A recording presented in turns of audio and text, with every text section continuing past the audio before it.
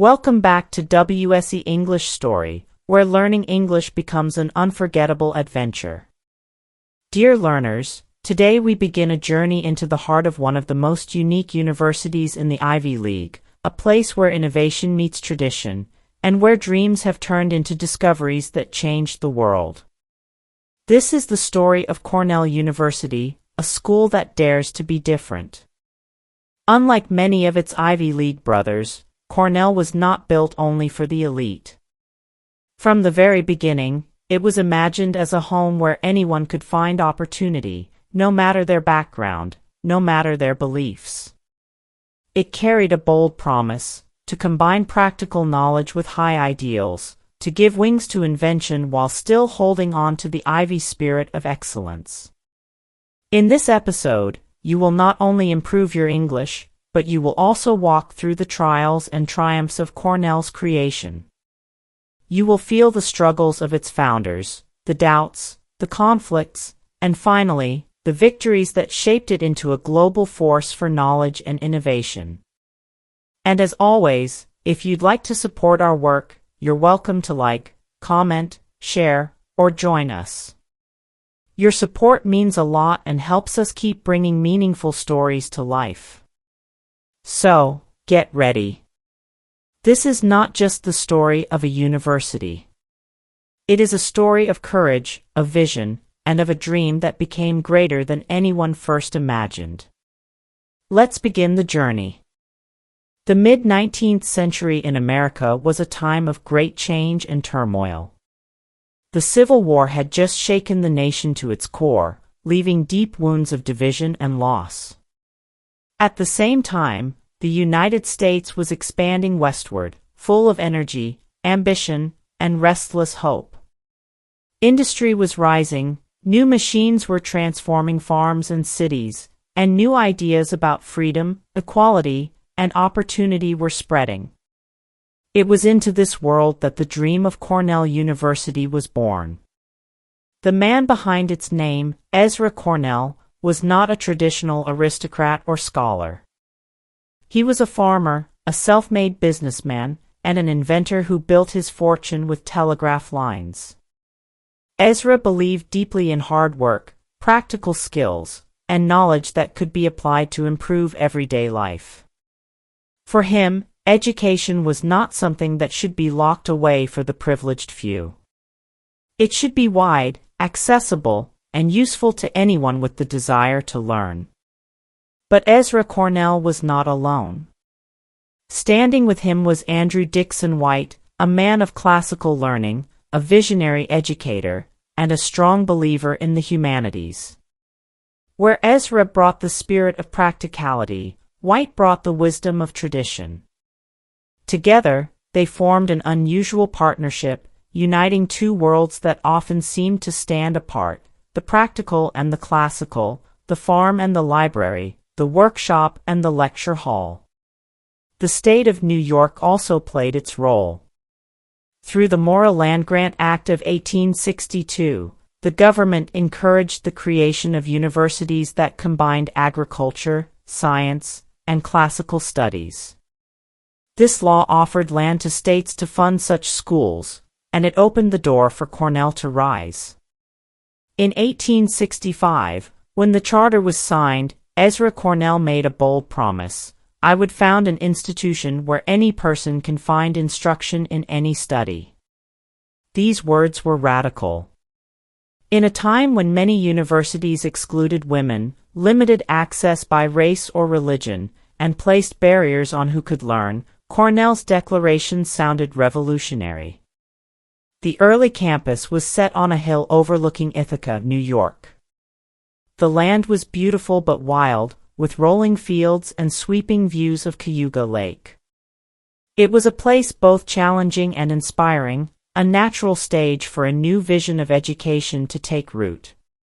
The foundation was laid.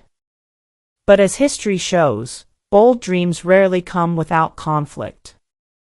The promise of any person, any study would soon face resistance, doubt, and obstacles that tested the courage of its founders. The charter was signed, the vision was bold, and the land was ready. But almost immediately, Cornell University became a lightning rod for criticism.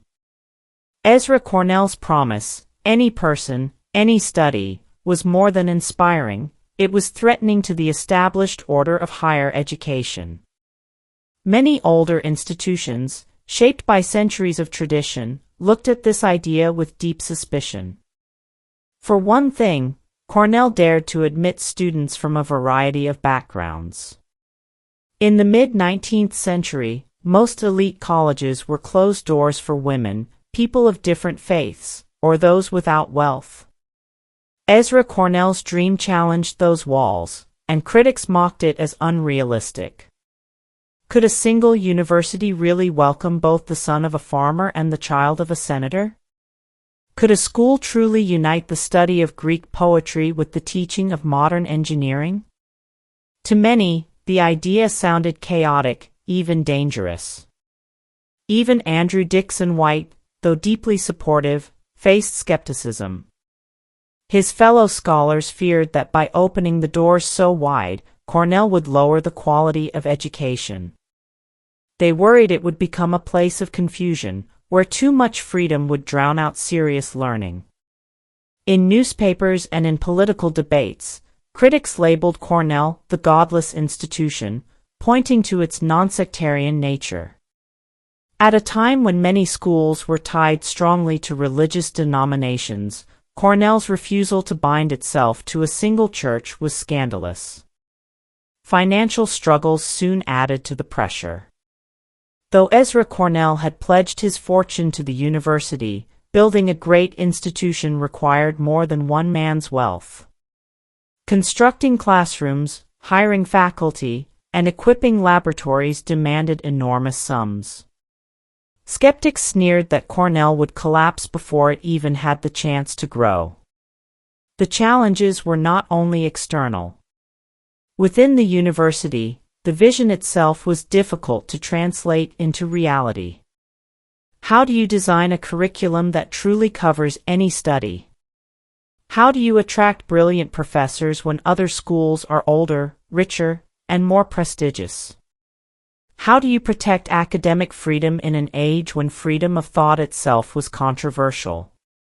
Ezra Cornell, already advanced in age, poured his energy and resources into the cause.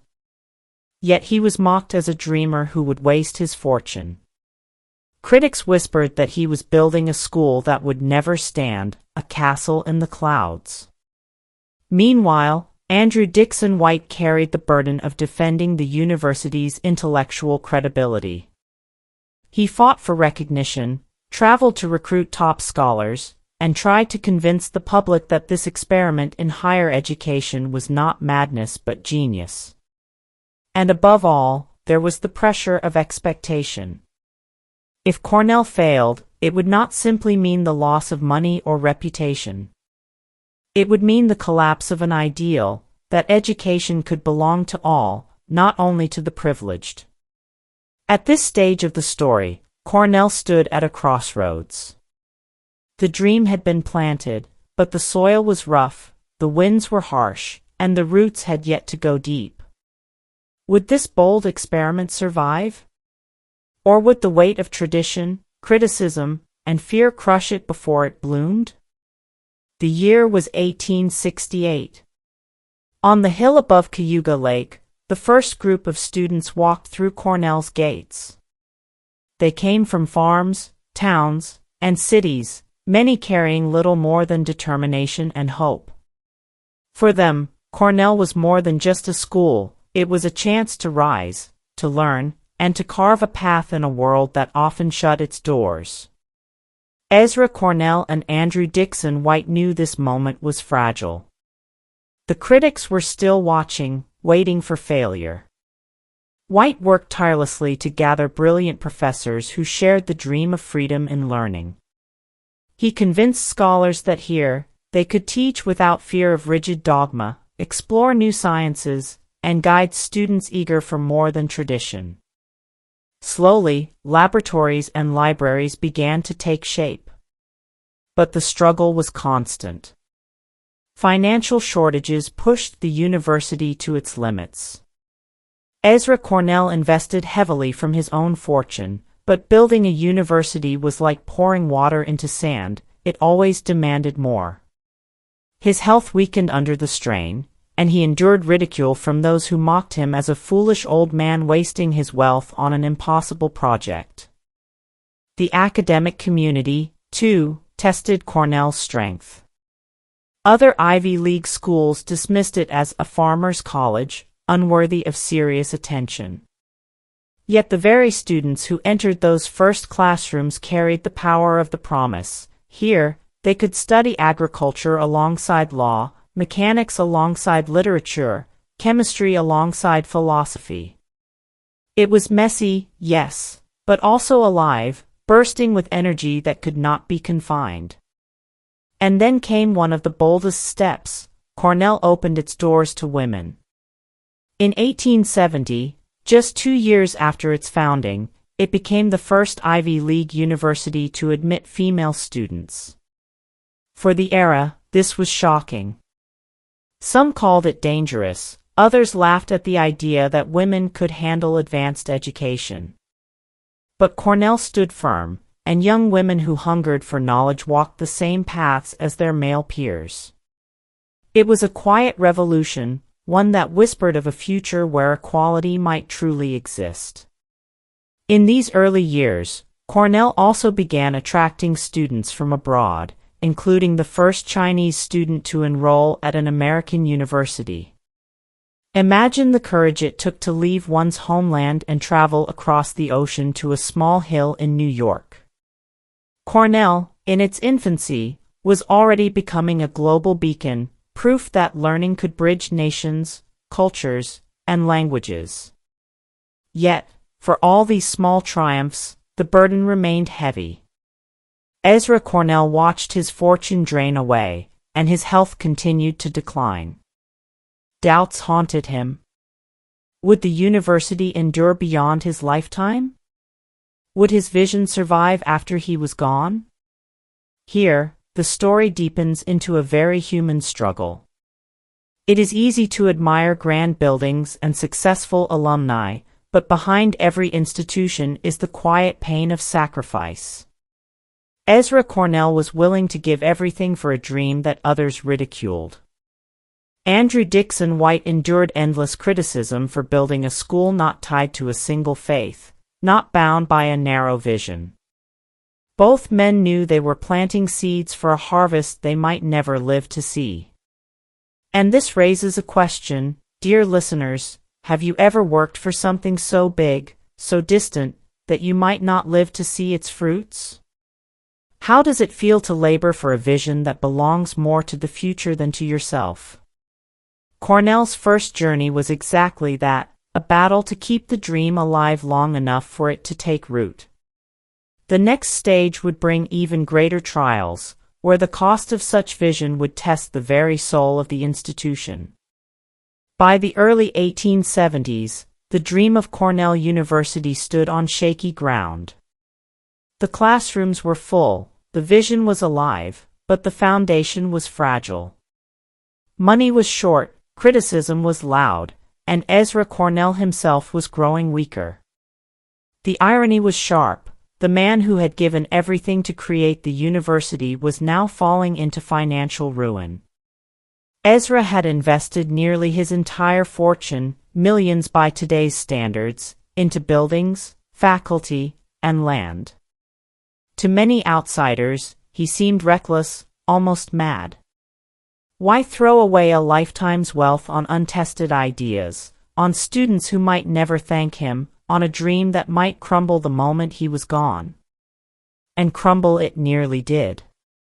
In 1874, just 9 years after the founding, Ezra Cornell died. His health had been worn down by years of struggle, his fortune nearly exhausted. He left the world mocked by some as a failed businessman, accused of building a godless institution, and doubted even by neighbors who thought his sacrifice foolish. For Cornell University, this was the turning point. Without Ezra, could it survive? Would his dream fade, swallowed by debt and opposition? The critics certainly thought so. Newspapers predicted the collapse of the school within a few years. To many, Cornell was an experiment doomed to fail, a university too open, too radical, too unconventional to endure. This was also the moment when Andrew Dickson White's leadership became decisive. He refused to let the dream die with his friend. White believed fiercely in academic freedom, in opening doors rather than closing them, and in protecting Cornell from the chains of narrow tradition. He rallied supporters, defended the university's vision in public debates, and fought to secure resources that could stabilize its future. But the struggle was not only about survival. It was about identity. Was Cornell truly a university for any person, any study? Or would it be forced to compromise, to shrink, to become just another ordinary college? White chose the harder road. He pushed forward with programs in engineering, agriculture, and the sciences, even when funding was scarce. He insisted on hiring world-class professors, believing that excellence was the best answer to doubt. Slowly, the tide began to shift. Students graduated and carried Cornell's name into the world.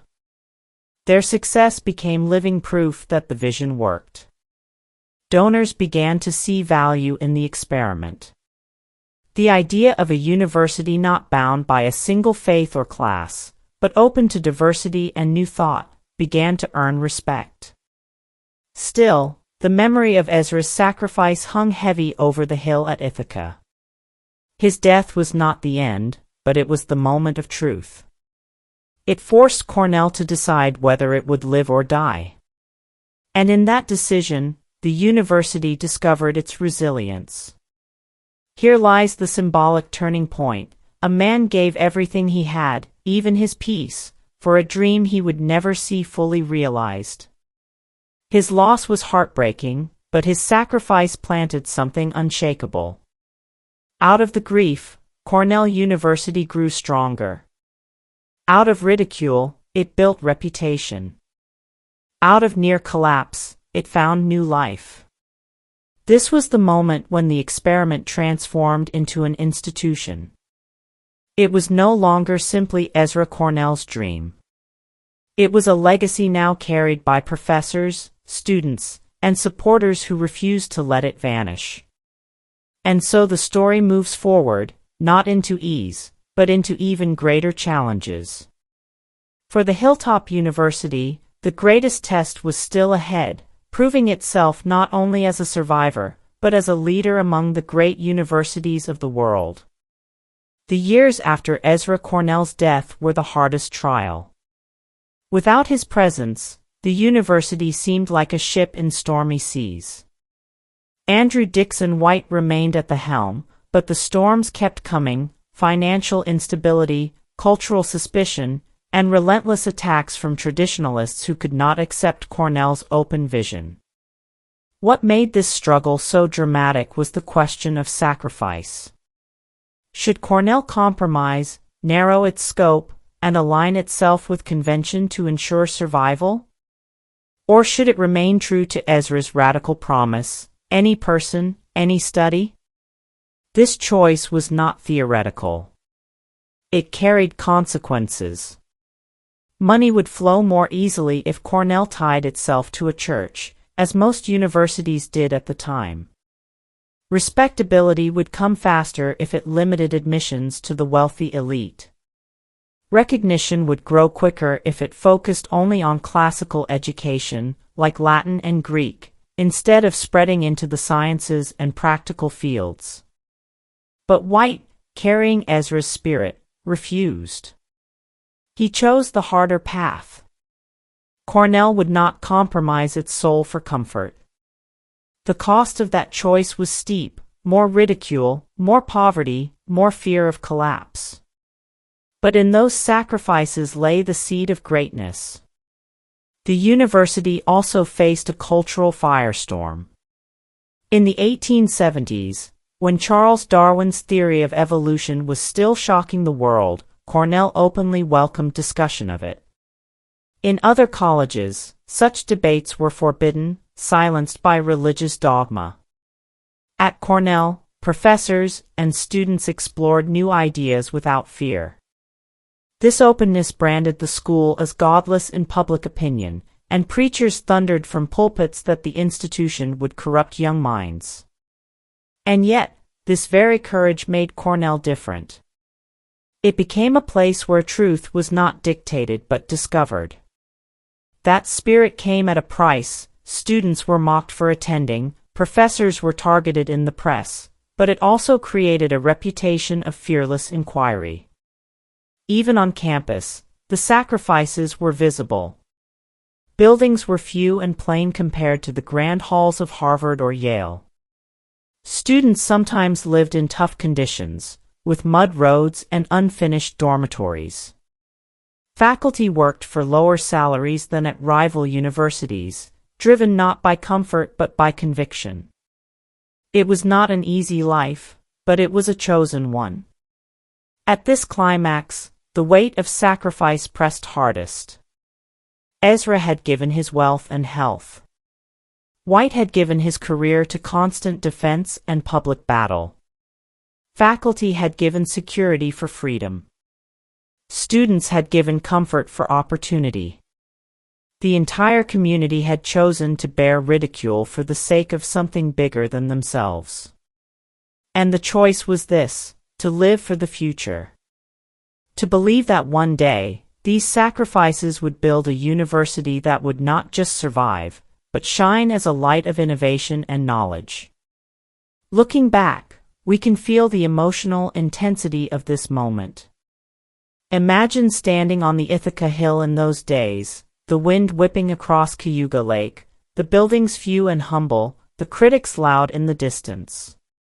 Would you have believed in this fragile school? Would you have had the courage to give up wealth, reputation, and peace to protect it? This was the crucible in which Cornell's character was forged. It was not built on ease but on sacrifice. Not on conformity but on choice. And from this climax of conflict, the university emerged stronger, ready to step into achievements that would surprise even its harshest critics. Slowly but surely, Cornell began to prove the doubters wrong. What had once been mocked as a fragile experiment started to shine as a living force in American education. Out of sacrifice came strength, and out of ridicule came respect. One of Cornell's first great victories was its global vision. From its earliest years, students from across the world arrived in Ithaca, making it one of the most international universities of its time. The presence of these students gave Cornell a special spirit, a sense that knowledge belonged not to one nation or one class, but to all humanity. Equally powerful was Cornell's victory in inclusion. The admission of women, begun in 1870, set a precedent that other Ivy League schools would only follow many decades later. For generations of women scholars, Cornell was a rare doorway to higher education, and their successes became proof that Ezra Cornell's radical words, "any person, any study," were not just slogans but reality. In the sciences, Cornell became a leader. It built strong programs in engineering, agriculture, and later, medicine and veterinary studies. Laboratories buzzed with discovery, and the university quickly gained a reputation for applying knowledge to solve real problems, from farming techniques that improved harvests to engineering projects that shaped the modern world. Achievements came not only from the campus but from the graduates who carried Cornell's name far and wide. Alumni became Nobel Prize winners, pioneers in physics, chemistry, and literature, leaders in government, business, and social reform. Astronauts who walked in space, engineers who built skyscrapers, authors who shaped modern thought, all traced their roots to that once fragile university on the hill. Perhaps one of the most symbolic victories was Cornell's role in connecting tradition with innovation. It was and still is, the only Ivy League university founded as both an Ivy and a land-grant school. This dual identity gave it a unique mission, to preserve the elegance of classical learning while also pushing forward into modern, practical, and scientific studies. Other universities leaned heavily on tradition, but Cornell balanced tradition with progress. The physical campus itself grew into a victory of beauty and strength. From those first simple buildings, Cornell expanded into a breathtaking landscape of stone halls, green quads, and towers that overlook Cayuga Lake. Students walking across campus could feel both the intimacy of a small college and the grandeur of a world-class university. Recognition followed. Cornell rose in national and international rankings, won prestigious grants, and joined the ranks of universities known not only for excellence in research but also for openness in spirit.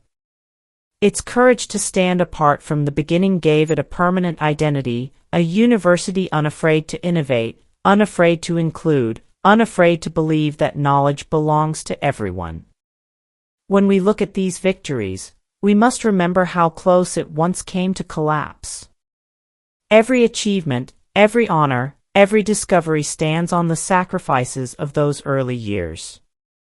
It is as if the winds that once threatened to blow Cornell away became the very winds that lifted it higher. And so, by the dawn of the 20th century, Cornell had secured its place, not only as an Ivy League university, but as a symbol of how courage, sacrifice, and vision can reshape education itself. Today, Cornell University stands tall among the world's greatest institutions of learning. Its campus spreads across thousands of acres, with colleges that span nearly every field of human knowledge, from arts and humanities to cutting-edge technology and medical research. Yet behind the modern grandeur lies the echo of its humble, difficult beginnings. The legacy of Cornell is not just in its size, or in the fame of its alumni. It is in its spirit. It dared to be inclusive before inclusivity was a value. It dared to stand for academic freedom when silence was safer. It dared to welcome women, people of different faiths, and students from around the world long before the word diversity became common. In every generation, that spirit has remained. The great lesson of Cornell's story is this: true innovation requires courage, and true education requires sacrifice. Ezra Cornell gave his fortune, his peace, even his reputation, for a vision he would not live to see fulfilled. Andrew Dixon White gave his strength and career to defend an idea most thought impossible. Their choices remind us that what is mocked today may become the pride of tomorrow. For learners listening today, this story is not only about a university. It is about the power of resilience, of holding to a vision even when the world doubts you. Perhaps you, too, carry a dream that others say is impossible. Perhaps you have faced ridicule, or obstacles that make your path seem hopeless. Cornell's journey whispers across the years, keep going. What you build in faith and sacrifice today may become the foundation for others tomorrow. Cornell's motto, any person, any study, remains a radical idea even now. It calls us to imagine a world where education truly belongs to everyone, where knowledge is not a privilege but a gift, and where learning is not limited by race, gender, or wealth. And so, the story of Cornell is not only a history.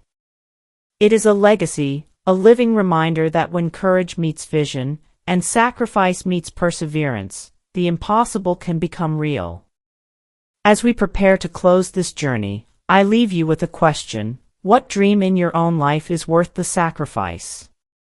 What vision might you carry that could one day inspire future generations? Dear learners, you have just walked through the story of Cornell University, a journey of courage, sacrifice, and vision. From ridicule to recognition, from weakness to strength, Cornell has shown us that true greatness is not born in comfort, but in struggle. Ezra Cornell once declared, "I would found an institution where any person can find instruction in any study." More than a century later, those words still ring with hope. They remind us that education is not a privilege for the few, it is a light for all. And perhaps that is the most powerful lesson you can carry from this story, that the dreams worth living for are often the ones others doubt. The sacrifices you make today for learning, for growth, for your future, may feel heavy. But like Cornell's journey, they can become a legacy that changes not only your life but also the lives of many others. So, dear learners, let this story inspire you to keep pushing forward, through challenges, through doubts, through every obstacle. You have the power to rise, just as Cornell rose from ridicule into respect. If this story moved you, share it with someone who might need the same inspiration. Support our journey by liking, commenting, and subscribing, so we can continue bringing you more stories where English learning becomes an unforgettable adventure. Until next time, keep learning, keep dreaming, and keep believing in the power of courage and knowledge. Goodbye for now, and see you in the next story.